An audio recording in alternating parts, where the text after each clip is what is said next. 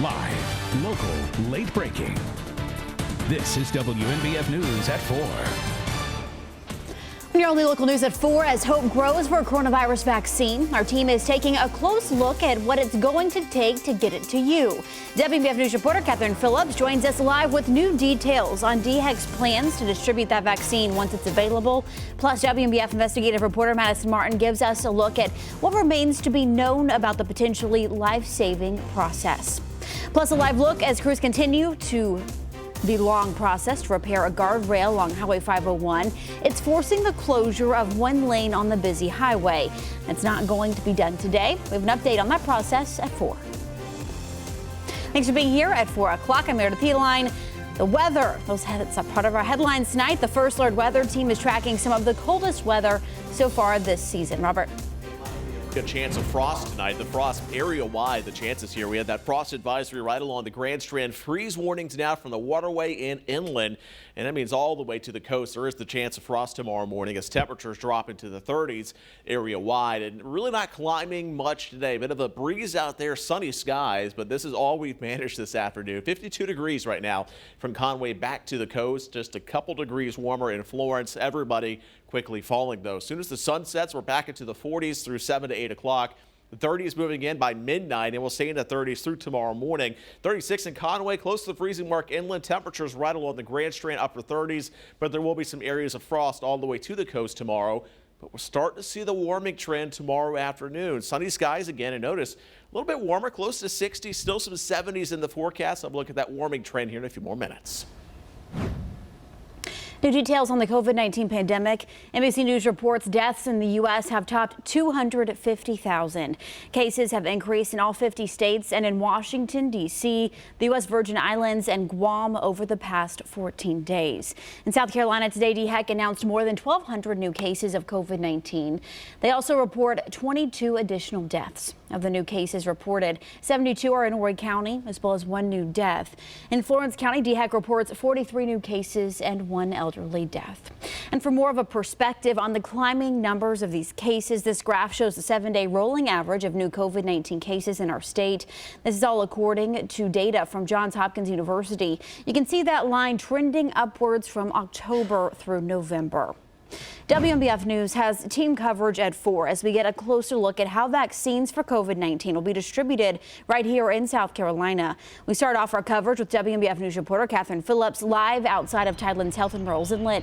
Catherine, you heard from DHEC officials today about the preliminary plans in place, so tell us more about those. Hi, Meredith. While both the Pfizer and Moderna vaccines are showing great results in trials right now, there is still a lot of planning in place before they get to hospitals in our area.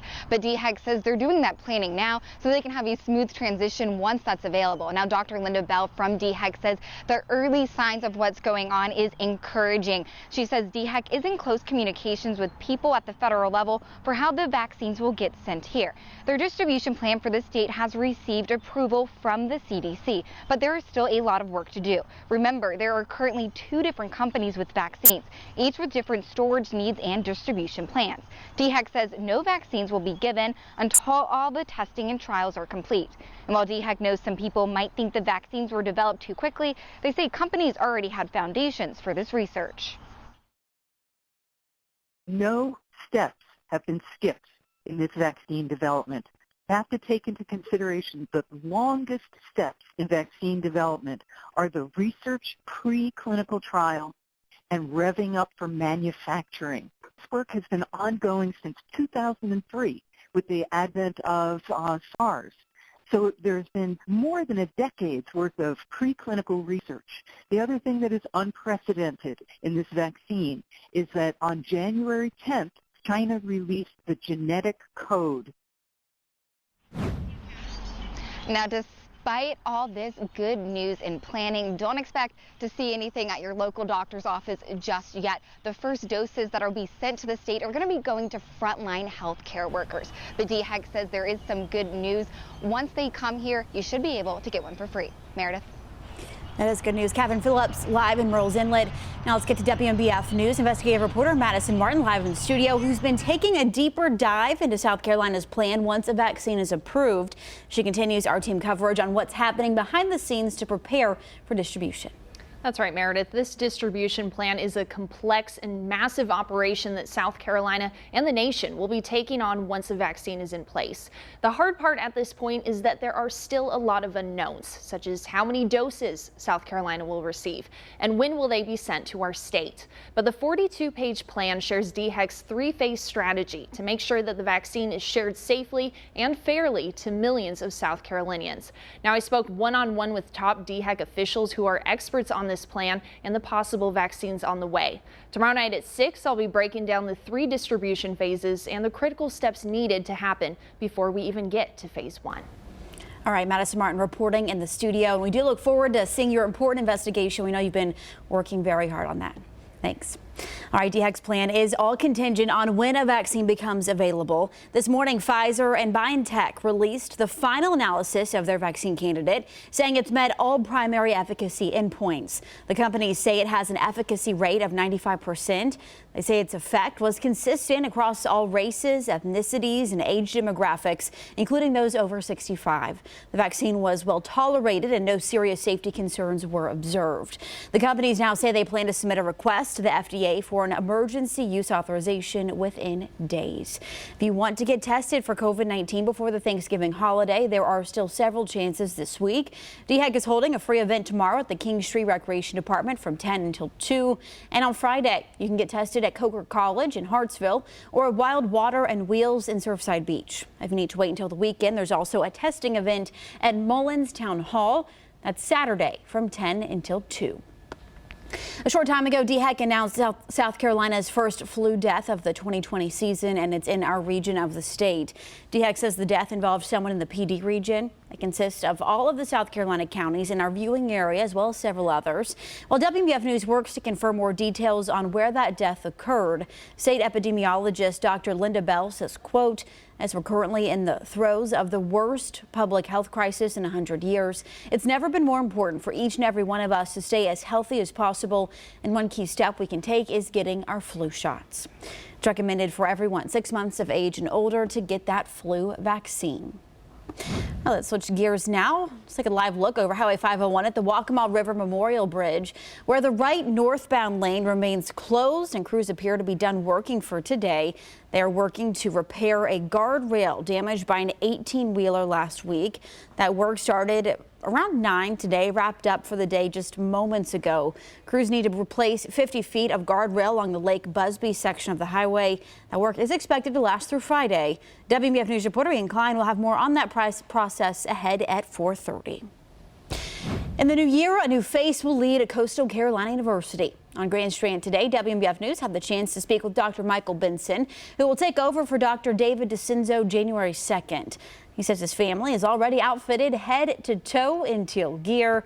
Here's how he plans to take his work as an ambassador to Teal Nation beyond campus. I think first and foremost, the president is in many ways the public face of the institution. I have to be that ambassador and get to be that ambassador in all different kinds of venues and opportunities. So, for example, yesterday I spent the morning at Carolina Forest High School. Talking to them because they're one of our biggest feeder schools. So I think one of the most important things I can do is to be visible, to be present, to be in the community, to speak at Rotary and Kiwanis, and make sure my family gets embedded in the community as well. We're very excited about moving here, and I really think it's, as I said, such an exciting time for the university, and there's so much ahead of us and so many opportunities. While he's coming from Kentucky, Benson says his family is already familiar with the area after visiting it over the years. Benson says the university already has a proud tradition and says he wants to continue to work on enrollment and improving academic programs. Grand Strand Today's Hallie Murrow spoke with outgoing President Dr. David DeCenzo this morning as well. We'll share his reflection on his time as president. That's ahead on WMBF News at 4:30. Right now, Florence One Schools is taking a new approach to overcome a bus driver shortage. Superintendent Dr. Richard O'Malley says it's something affecting student pickup and drop off. Around 30 district employees already have the licensing needed to drive a bus. Those employees are eligible for a $2,000 sign-on bonus plus an additional $17,000 to sign a contract agreeing to work as a bus driver for a specified period of time on top of their current position. The district says COVID-19 is a factor in recent shortages. The district needed to cut bus capacity in half due to the pandemic. O'Malley says students already experienced uncertainty due to the virus, and they don't need to worry about reliable transportation as well. WMBF News reporter Cameron Crowe is speaking with district leaders to learn more about this initiative and how it will help your students. Right now, you can help cover medical expenses for 2 first responders. The Roland Police Department is selling these bows as part of its Back the Blue fundraiser. They range in price from $3 to $10 depending on size. The money raised will help cover medical and other expenses for Officer Michael Sale and a Robeson County Sheriff's Deputy Patrick Locklear. Sale was assaulted while trying to make an arrest in October. He was airlifted to a hospital in Chapel Hill with a fractured nose and cuts to his face. Locklear is currently battling an aggressive form of lung cancer. You can purchase the bows at the police department, and we shared more on the fundraiser on WMBFnews.com. Just look for this story on the live links page. Right now, we're going to take a beautiful look over the Intercoastal Waterway. It is a clear night out there, but it's the coldest weather so far this season. We know some have been welcoming it, others not so much. We have a look ahead to what the weekend holds in your certified most accurate forecast. Plus, new video of a high-risk rescue during devastating flooding in North Carolina. The lengths first responders went to pull a man to safety. That's next at 4.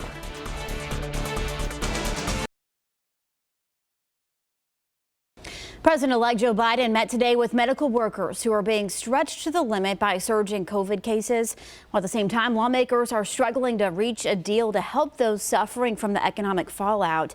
In the midst of the crisis, President Trump continues to focus on challenging the election results and blocking the transition for the incoming administration. Alice Barr has the latest from Washington. President-elect Joe Biden meeting today with frontline healthcare workers in a virtual roundtable as the U.S. crosses a tragic threshold. More than 250,000 American lives lost to COVID-19. This requires some very significant action. With cases, hospitalizations, and deaths all accelerating. This dire warning from a leading member of President Trump's coronavirus task force. This is not crying wolf. This is the worst rate of rise in cases that we've seen in the pandemic. Despite the public health emergency, the Trump White House is still refusing to share information with the incoming Biden administration. President Trump focused instead on election lawsuits, so far falling flat, and now paying $3 million for a partial recount in Wisconsin. Overnight, the president drawing sharp criticism from both parties for firing the top U.S. election security official who had publicly refuted the president's baseless claims of widespread fraud.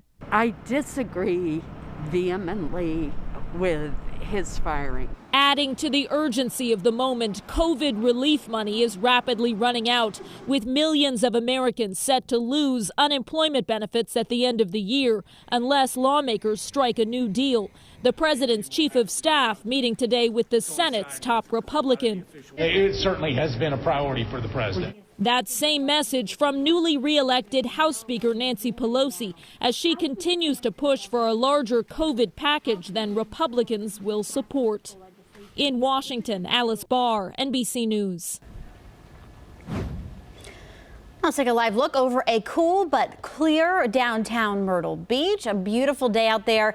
Temperatures tonight are set to dip, bringing a threat of frost for your Thursday morning commute. Meteorologist Robert Whitehurst has your first alert to those even cooler temperatures. I see a ton of blue. Yeah, this will be the low point here for the next week as temperatures drop into the 30s area-wide tomorrow morning. Freeze warnings inland, frost advisory all the way to the Grand Strand, so kind of area-wide have that threat of frost tomorrow morning. You'll have a higher threat inland with those temperatures around the freezing mark all the way into Conway, pretty close to 32.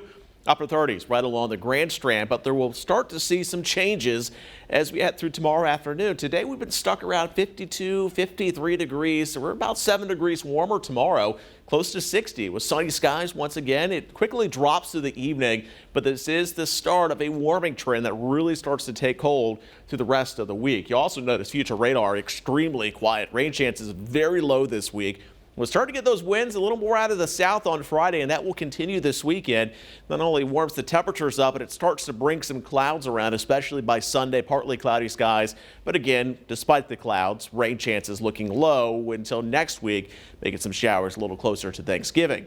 Looking ahead to the weekend, here's that warming trend. Temperatures hitting 70 starting Friday into the lower to middle 70s inland Saturday and Sunday, and the frost threat is finished for now as we only drop down into the 50s. So cool mornings. Not exactly muggy like we've seen at times at the last couple of weeks, but it will be warmer than what we're seeing currently, and we'll keep those 70s going through the weekend and likely into early next week. Pushing closer to Thanksgiving, still expecting a weak cold front to arrive across the eastern seaboard. It will likely bring some rain to the Carolinas as we head into Wednesday and potentially into Thanksgiving morning. At this time, it looks like that front will be pushing off the coast as we head closer to dinner time on Thursday. So that's some good news, but it's looking pretty mild overall. Temperatures are likely sitting around 70 again through this weekend and continuing into next week. We'll start to drop a bit as we get a little closer to Thanksgiving, starting to get some 60s back in the forecast, but overall pretty mild for this time of the year. 65, 66 is our average high. Yeah, we're pretty close to that as we head through next week.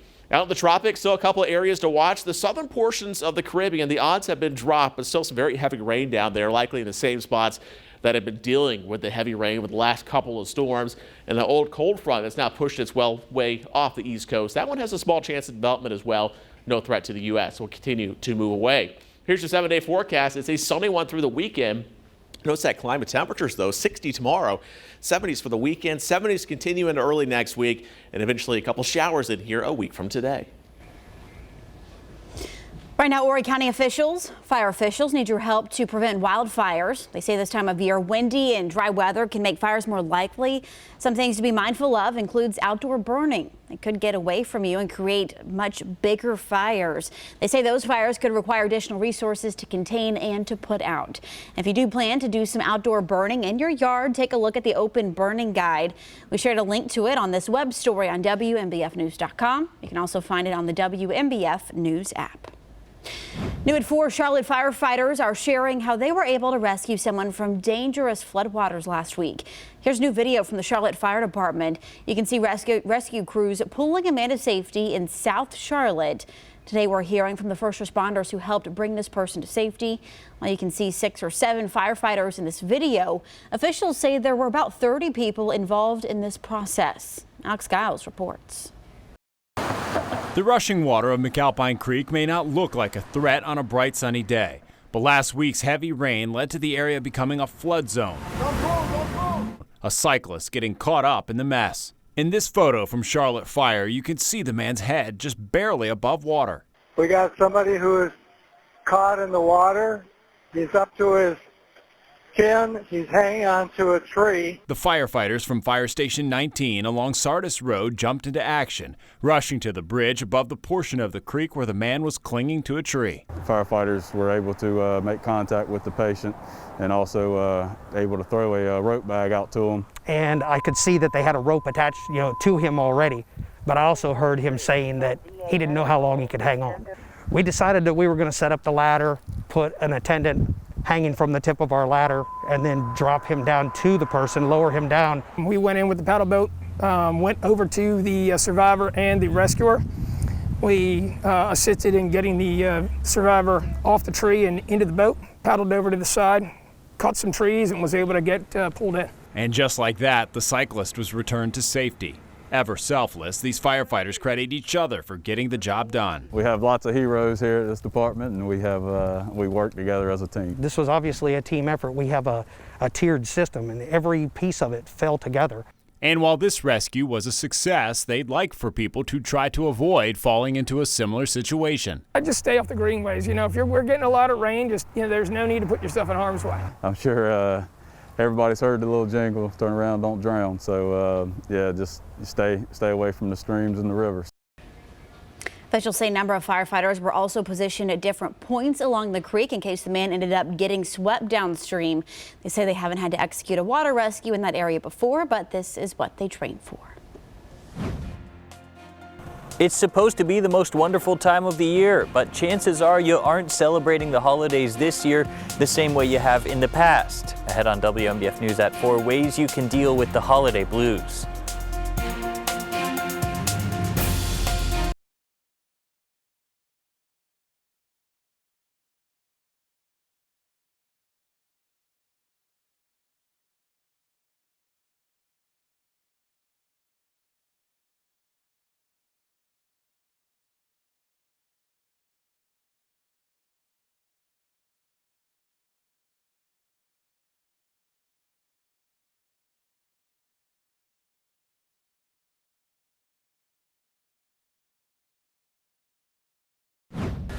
The holidays will certainly look a lot different this year due to the coronavirus pandemic.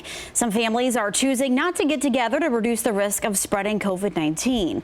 And not being able to see those loved ones can put a toll on your mental health. Patrick Lloyd spoke with counselors on how to overcome the loneliness this holiday season.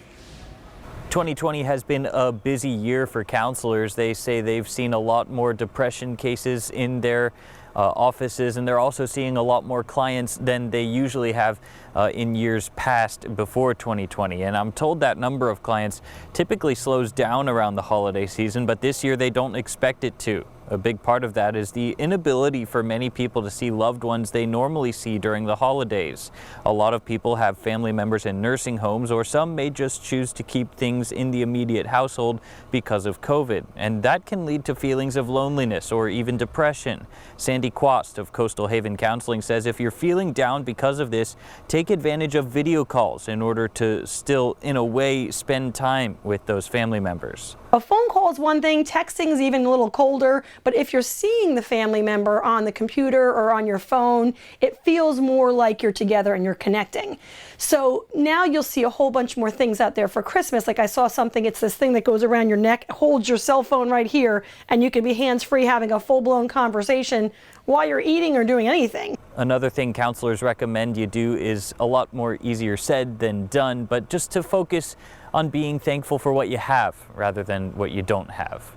Reporting in Horry County, Patrick Lloyd, WMBF News. We're looking at a clear and cold night, but warmer weather does return soon. I'll have your first alert forecast here at 4:30.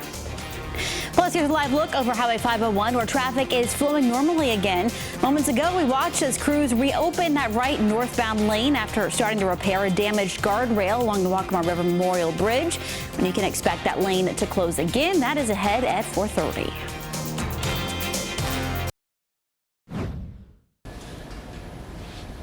Well, day one of construction on the Waccamaw Memorial Bridge is just wrapped up. However, it's not finished just yet. I'll let you know how you can expect traffic delays for your morning and evening commutes in the days ahead.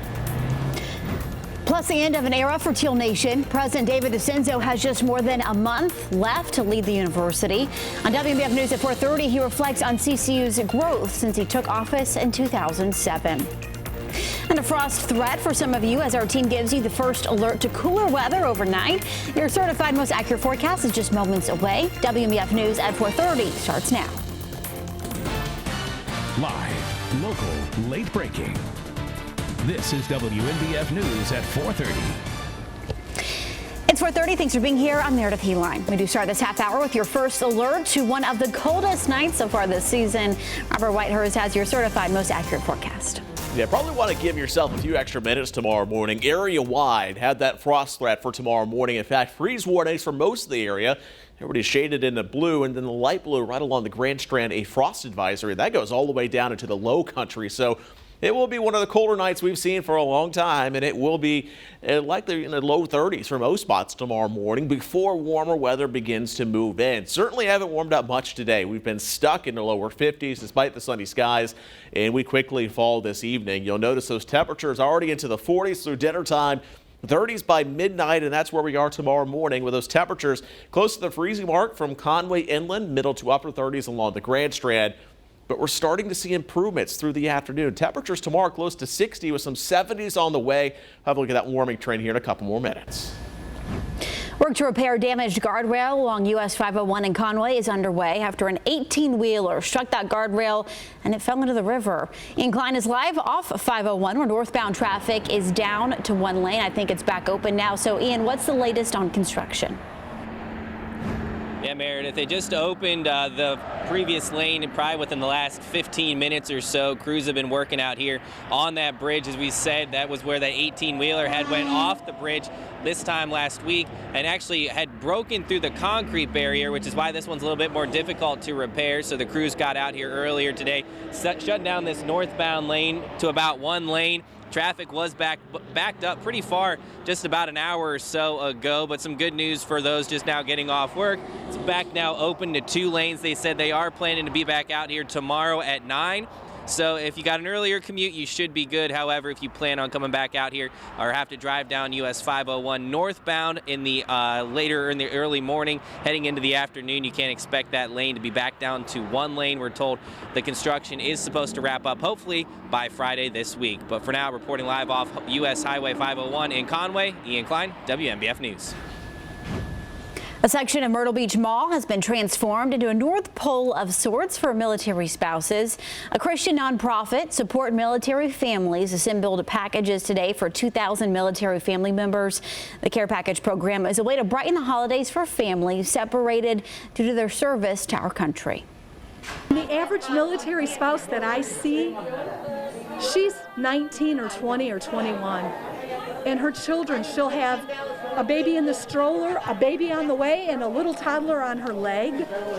And they are the ones who are sacrificing, putting their husband or their wives' lives on the line for us.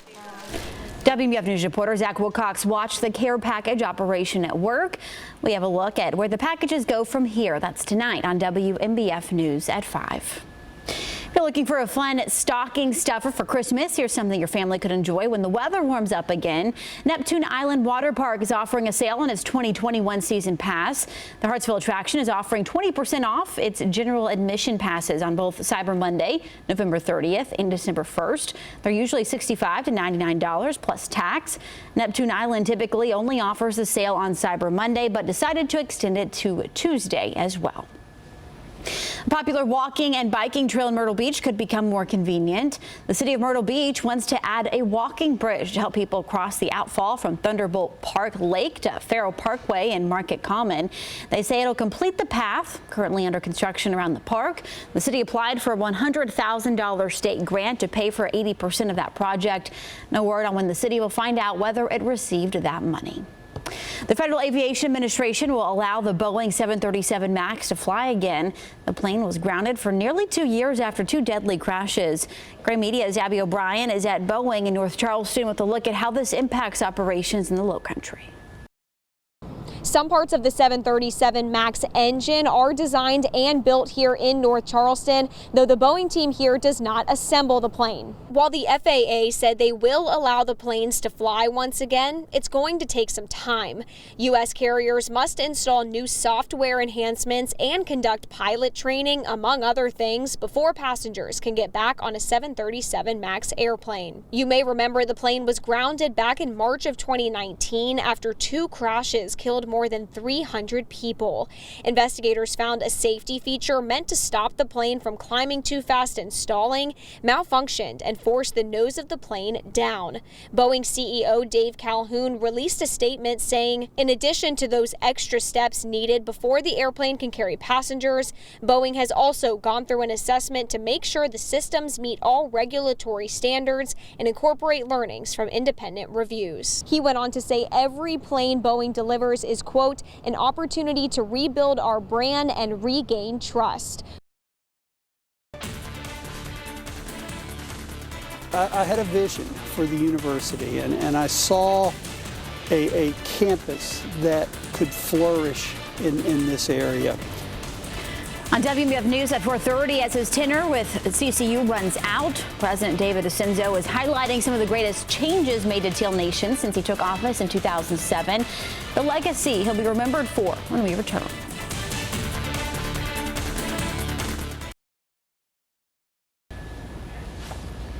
It's a time of transition at Coastal Carolina University. After more than a decade, CCU President Dr. David DeCenzo is planning to turn over his role to someone new.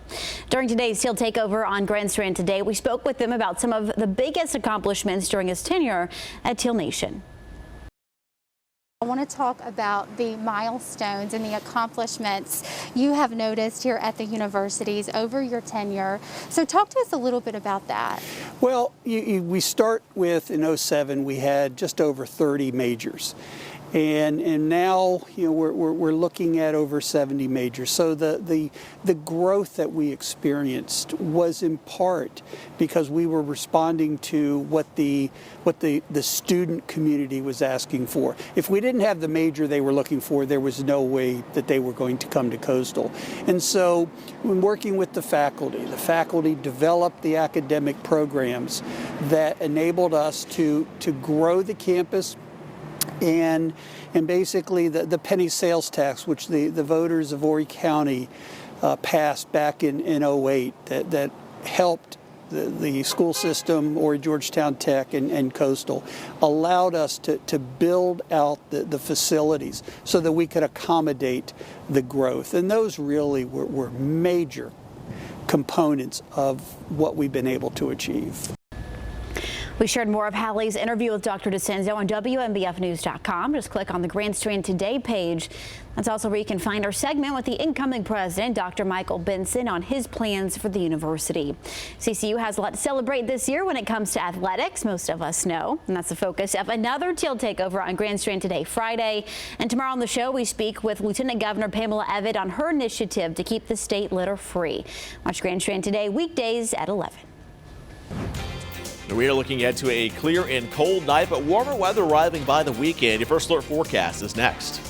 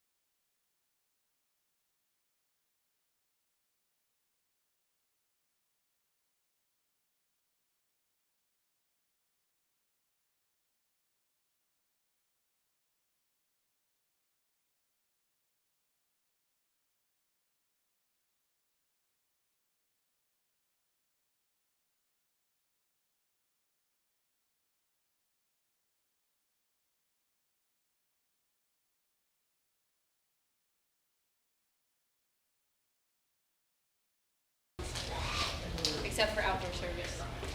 Really?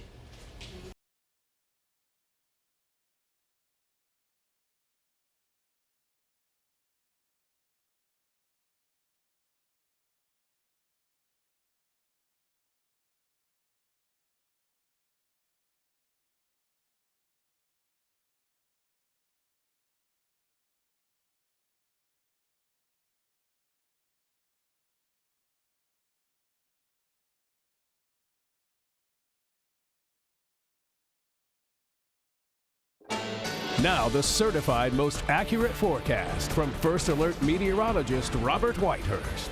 Likely dealing with some frost tomorrow morning area-wide. Temperatures from Conway inland right around the freezing mark, even right along the Grand Strand, middle to upper 30s. We do have that frost advisory from the waterway to the coast and a freeze warning now from the waterway inland. So it will be a cold night. We'll start to see warmer weather, though, as early as tomorrow afternoon. Sunny skies aren't going anywhere the next few days.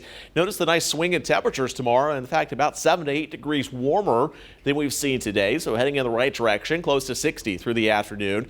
It'll quickly fall tomorrow evening by dinner time, right back into the 40s. But we're starting to see that warming trend that really starts to take hold as we head into the weekend. And it's a rain-free forecast here the next few days.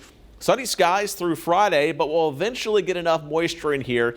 We're going to bring a few more clouds back this weekend. Despite those clouds, rain chances not a problem through Sunday. We'll start to bring a few more showers in here as we head through next week. Temperatures will climb. Our average high is into the 60s, right around 66 to 67 degrees, so we are well above that. Starting Friday, hitting 70. We'll continue to lower 70s through the weekend, early next week. Notice the mornings turning considerably warmer here through the weekend, into the 30s tomorrow, 10 degrees warmer as we head into Friday, and by the weekend only falling into the 50s. So we'll call it a cool morning, certainly a warm afternoon for this time of the year. Looking ahead to Thanksgiving, no real changes here. A cold front tries to get in here towards the middle portions of the week. Will likely bring us some showers on Wednesday and a little bit of a drop in temperatures, at least back to where we typically are, likely looking at middle 60s as we get through Thanksgiving. So here's the 7-day forecast. It's a quiet one. Sunny skies here through the weekend, a few more clouds by Sunday and early next week, and eventually the chance of a few more showers a week from today.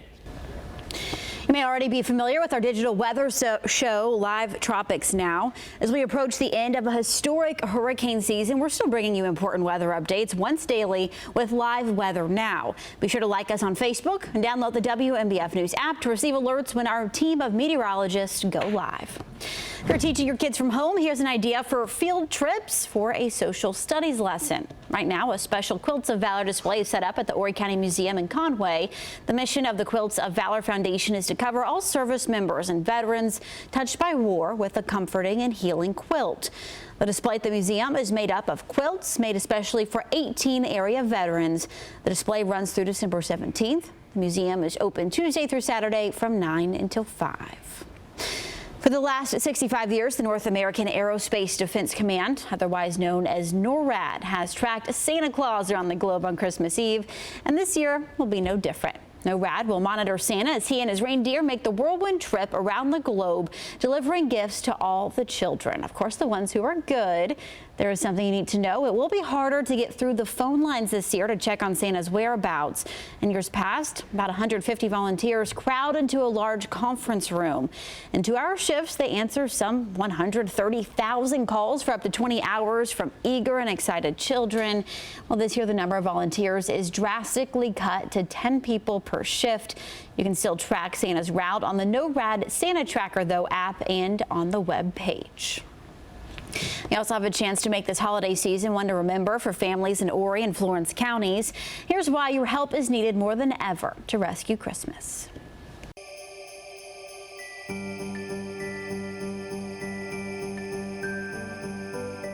WMBF News continues the tradition of giving with the Salvation Army this year. In 2020, the need is greater than any in recent history due to the pandemic. Because of COVID-19, the Salvation Army needed to cut back on the number of its red kettles. That means more donations are needed online. Just visit WMBFnews.com and look for the Angel Tree logo on the homepage. And with students still remote learning and homeschooling, many parents are struggling to find the space for their kids to go to class. But one family found a perfect solution right in their backyard. Abby Nezgoda takes us to Tree School. Okay, we're ready for school? For one family on Cape Cod, Hold hands. the walk to school looks a little different these days. Got it. Careful on the bridge, it's slippery. But with that sound, Tree School is officially in session for the Wilcox kids. I pledge allegiance to the flag. That's Wyatt, he's 5, and his sister Winnie is 7. What do you want to do, our math? And this is their backyard treehouse, now temporary schoolhouse. You got a pencil, I got a pencil. Their parents decided to branch out and try homeschooling during the pandemic. They just needed a place to do it. My wife said, why don't we use a treehouse? And of course, Daddy's like, treehouse? How about tree school? Rooted in creativity, Dad Colin started building it 5 years ago just for fun. But now that they use it for school, there's a ladder that leads to a reading nook and even a spot for timeout. This is the calm down corner in here. Their mom, Erin, is now their teacher, and their dog, Peanut, their class pet. I think that those kinds of things do help the kids have some normalcy. The tree is such a treat. This second grader can only think of one downside. I'm with kindergartners, so it's harder to think. They miss their friends, but at a time when it feels like a lot of the world has stopped. Up here, there's always more to learn and room to grow. Just to see that is just, just one of those once-in-a-lifetime things where you see kids like, where did you go to school in 2nd grade? In a treehouse. Good job. Excellent. Well, their dad is certainly open to building more of these tree houses. They're going to go ahead and cap enrollment for now, but they hope this is an experience that their children never forget. The 2020 housing market has been strong, and realtors expect 2021 to be even better. The chief economist for the National Association of Realtors forecasts new home sales up 20% in 2020 and existing home sales up 3%. Experts say with many people spending less and saving more by working from home, 2021 will be stronger. Also a factor, President-elect Joe Biden's homebuyer tax credit plan he put forth as a candidate would help first-time homeowners cover down payment costs. All right, check this out. A Texas rental property is offering a blockbuster holiday venue by channeling the vibe of a Hollywood holiday classic. Here's Jeremy Roth. This Dallas area Airbnb wants guests to feel alone, home alone. The Kevin is a rental property made to look like the famous home from the 1990 holiday classic. Each detailed room is meant to capture a scene from the film, and guests are even treated to a complimentary cheese pizza. A lovely cheese pizza just for me. But you might want to watch your step. The house does come armed with Kevin's signature booby traps. You guys give up, or you're thirsty for more? The owner has designed other pop culture themed rentals, but says this one is special. He says Christmas at the McAllister house was an idea he just couldn't pass up. The Kevin will be available for a limited time through the holidays. This North Carolina house also has kind of a movie theme going on, only not on purpose. Think Alfred Hitchcock's The Birds. Alexandra Caldwell's home has become ground zero for a flock of buzzards. She says 10 to 20 of the birds show up each morning like a not-so-welcome welcoming committee. The sunrise comes up on my back porch. It's like, oh, so pretty. Then it's like, you see the buzzards. Number one, the destructive birds have wreaked havoc, tearing away shingles, window caulking, even picking apart some of the chimney. And number two, well, number two. The Caldwells have asked authorities for help, but to add insult to injury, because buzzards are a federally protected species, local officials say their hands are tied. They're destroying our property. It's just frustrating because you can't do anything about it. For Take a Look at This, I'm Jeremy Roth. Good afternoon to you. I'm Eric Weisfeld with a look at just some of the stories we're working on for you for WMBF News at 5 o'clock. Encouraging words from state health leaders as we enter final preparations for a COVID vaccine. What's needed to clear those last hurdles. Plus, a shortage of bus drivers doesn't mean school isn't in session. How one area district is getting creative in an effort to get your students to and from the classroom.